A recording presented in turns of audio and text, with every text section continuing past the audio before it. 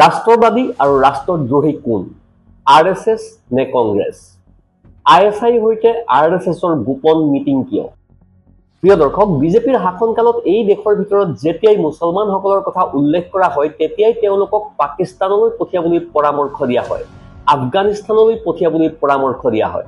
আৰু তাতোতকৈ অধিকভাৱে বিৰোধী নেতাসকলক উদ্দেশ্যি কোৱা হয় যে বিৰোধী ISIৰ এজেণ্ট, বিৰোধী পাকিস্তানপন্থী, বিৰোধী SOSৰ এজেণ্ট, এনেধৰণৰ কথা। আৰু বিজেপিৰ নেতাসকলক ঘোৰ ৰাষ্ট্ৰবাদী বুলি কোৱা হয়।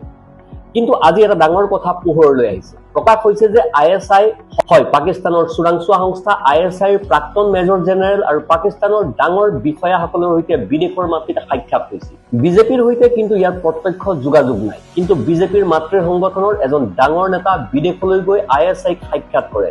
এতিয়া ইয়াক কোনটো ৰাষ্ট্ৰহিত বুলি কোৱা হ'ব? প্ৰিয় দৰ্শক, অলপ এই বিষয়েও আলোচনা কৰিব লাগিব। আপোনাক দেখুৱাম সবিশেষ খবৰ, খুবেই চাঞ্চল্যকৰ খবৰ, যিয়ে দেশজুৰি হাহাকাৰ সৃষ্টি কৰিছে। বহুদিন ধৰি গুণগান কৰা হয় যে ৰাষ্ট্ৰ নিৰ্মাণত RSS লাগি আছে। কিন্তু যদি RSS ৰাষ্ট্ৰ নিৰ্মাণত আছে তেন্তে পাকিস্তানৰ বিষয়াৰ সৈতে সাক্ষাৎ কিয়?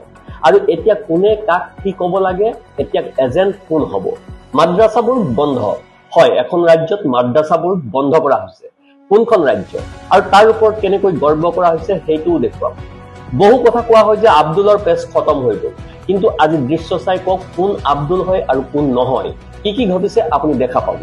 প্ৰিয় দৰ্শক, এইটো হাস্যকৰ বিষয় নহয়, কাৰণ সকলোৰে সৈতে একেই ব্যৱহাৰ কৰা হয়। যি RSS আৰু বিজেপিৰ কথা নামানে তেওঁলোকৰ সৈতে এনে ব্যৱহাৰ কৰা হয়। আৰু এতিয়া অলপতে খবৰ আহিছিল ইৰাণৰ। আপুনি মনত পেলাওক চাবাহাৰ পোৰ্টৰ বিষয়ে। তাত ভাৰত আঁতৰি আহিল, বাংলাদেশো এটা ডাঙৰ ধাক্কা দিলে। আৰু বিশেষ কথাটো হৈছে বাংলাদেশে যি চুক্তি বাতিল কৰিলে সেইটো চীনক দিয়া হৈছে। অৰ্থাৎ আমাৰ দেশৰ সীমাৰ পৰা 80 কিলোমিটাৰ দূৰত চীন উপস্থিত হ'ব। আৰু বহু খবৰ আছে, আপোনাক সকলো দেখুৱাম। নমস্কাৰ, নিউজ অন নৰ্থ ইষ্টৰ আজিৰ এই প্ৰতিবেদনলৈ আপোনাক স্বাগতম। আপুনি চাই আছে দেশৰ এটা অগ্ৰণী নিৰ্ভীক নিৰপেক্ষ আৰু বহুভাষিক channel News on North East. News on North ইষ্টৰ মাধ্যমেৰে আমি কেৱল বাতৰি সম্প্ৰচাৰ কৰাই নহয়, ইয়াৰ আঁৰৰ প্ৰকৃত সত্যও আপোনাৰ সন্মুখত তুলি ধৰিবলৈ চেষ্টা কৰোঁ। যিবিলাক বাতৰি গদি মিডিয়াই আপোনাৰ সন্মুখৰ পৰা সদায় লুকুৱাই ৰাখে। প্ৰিয় দৰ্শক, অনুগ্ৰহ কৰি আমাৰ এই নিউজ অন নৰ্থ ইষ্ট চেনেলটো ছাবস্ক্ৰাইব কৰিবলৈ নাপাহৰিব, কাৰণ আমাৰ এই নিউজ অন নৰ্থ ইষ্টৰ দৰে এনে প্ৰকৃত খবৰ আপুনি আন ক'তো চাবলৈ হয়তো নাপাব। টিভি চেনেলবোৰে এই খবৰ দেখুৱাবই নোৱাৰে, কাৰণ সেই চেনেলবোৰ চৰকাৰৰ ইচাৰাতহে চলে।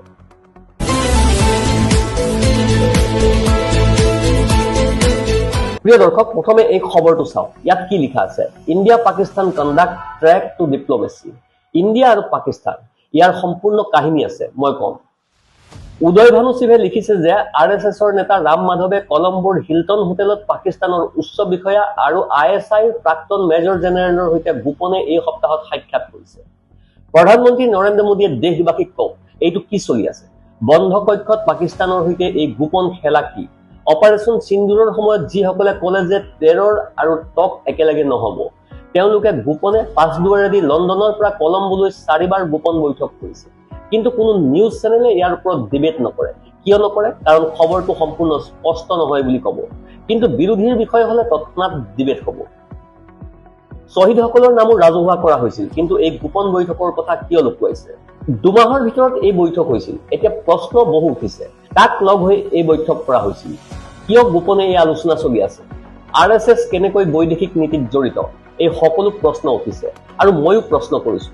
যদি ৰাহুল গান্ধী বিদেশলৈ যায় তেতিয়া বিৰোধিতা হয়, কিন্তু ইয়াত কিয় নিয়ম? RSS ৰেজিষ্টাৰ্ড সংগঠনো নহয়, তেন্তে কেনেকৈ সাক্ষাৎ কৰে?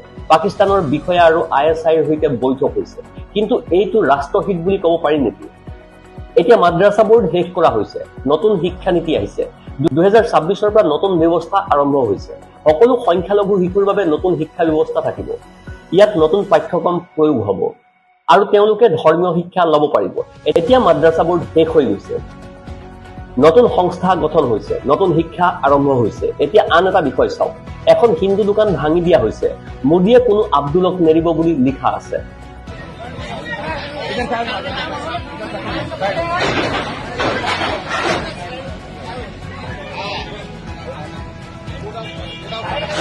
চাবাহাৰ পোৰ্টৰ নিয়ন্ত্ৰণ আমেৰিকাৰ প্ৰেছাৰত হেৰাইছে।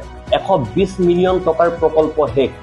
বাংলাদেশে চীনৰ সৈতে নতুন চুক্তি কৰিছে। এইটো ভাৰতৰ বাবে কূটনৈতিক ধাক্কা। প্ৰিয় দৰ্শক, এতিয়া বুজি পাইছেনে? আমাৰ দেশৰ বাবে নতুন নীতি আহিছে। মহিলাৰ বাবে পৃথক মদৰ দোকান খোলা হ'ব। এই দাবী এক ব্যক্তিৰ। উত্তৰ প্ৰদেশত বহু মদৰ দোকান খোলা হৈছে, এইবোৰে বহু ঘৰ ধ্বংস কৰিছে। এইখিনিতে আপোনালৈ আমাৰ এটা সৰু অনুৰোধ, চেনেলটো ছাবস্ক্ৰাইব কৰিবলৈ নাপাহৰিব। এই প্লেটফৰ্মখন আপোনাৰে, য'ত আমি কেৱল খবৰেই নেদেখুৱাওঁ, খবৰৰ আঁৰৰ সত্যও দেখুৱাওঁ। Bureau report, news on North east.